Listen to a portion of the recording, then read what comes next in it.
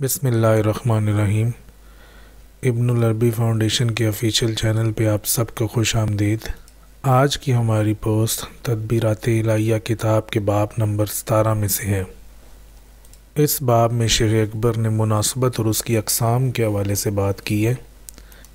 फरमाते हैं, असरार ग़ुयूब के प्यासे दिल वालों, ये जानो कि जब कोई शय किसी दूसरी शय से मंसूब हो और ऐसा इजाफ़त के किसी भी रुख से हो, चाहे ये इजाफ़त तशरीफ़ व इख्तिसास हो या इजाफ़त मिल्कियत व इस्तेहकाक हो, और जब कोई दलील मदलूल पर दलालत करे और देखने वाला कोई शय देखे या सुनने वाला कोई बात सुने, तो ये सब एक मुनासबत से होता है।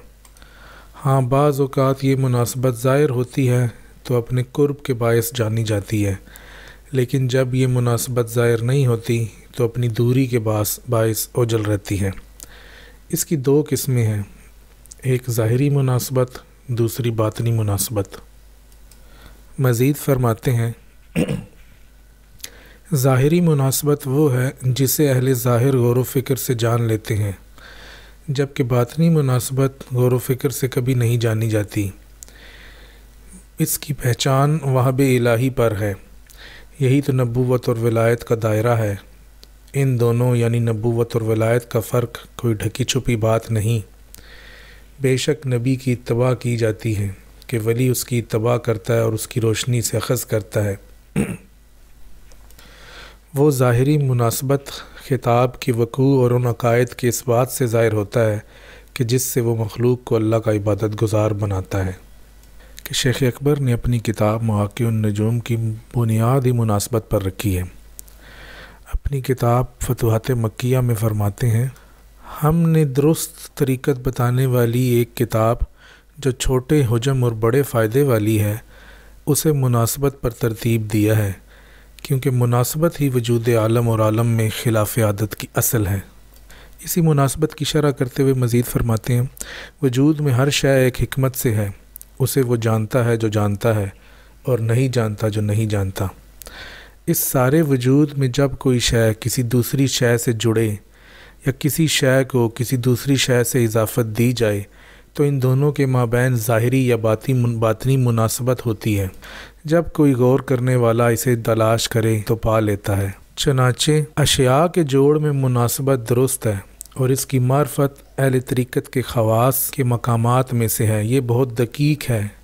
ये मुनासबत हर चीज़ में होती है, हत्ता कि इसम और मुसम्मा में भी मुनासबत है। आप इमाम अबू हामिद अल-गज़ाली का एक वाक़या रवायत करते हैं और बताते हैं कि वो भी मुनासबत के कायल और उसके मानने वालों में से थे। एक रोज़ इमाम गज़ाली बैतुल मक़दस में जा रहे थे कि आपने एक कबूतर और कौवे को साथ देखा। वो दोनों आपस में बहुत मानूस थे कि एक दूसरे से वहशत महसूस न करते थे। इमाम बोले, इनका ये साथ लाजमन इनके माबैन किसी मुनासबत से है। जब आपने अपने हाथ से दोनों को इशारा किया और वो चले तो वो दोनों लंगड़े थे। शेख अकबर ने मुनासबत की दो अक़साम बताई हैं, एक ज़ाहिरी मुनासबत, दूसरी बातनी मुनासबत। ये वाक़या तो ज़ाहिरी मुनासबत से मिलता है। बातनी मुनासबत के बारे में आप कहते हैं कि ये ख़वास अहलुल्लाह को अता की जाती है। फरमाते हैं, मुनासबत का इल्म बुलंद पाया इल्म है, इसे इल्म और नज़र के रासिख़ ही जानते हैं। बातनी मुनासबत वो बसीरत और नूर है जिसे फ़िरासत इलाहिया कहा जाता है। हदीस शरीफ में आया है, मोमिन की फ़िरासत से डरो कि वो अल्लाह के नूर से देखता है। इसीलिए शेख अकबर ने कहा कि बातनी फ़िरासत गौर व फ़िक्र पर मौकूफ़ नहीं, बल्कि इसकी पहचान वाहिब इलाही से होती है, और ये नबूवत और विलायत का दायरा है।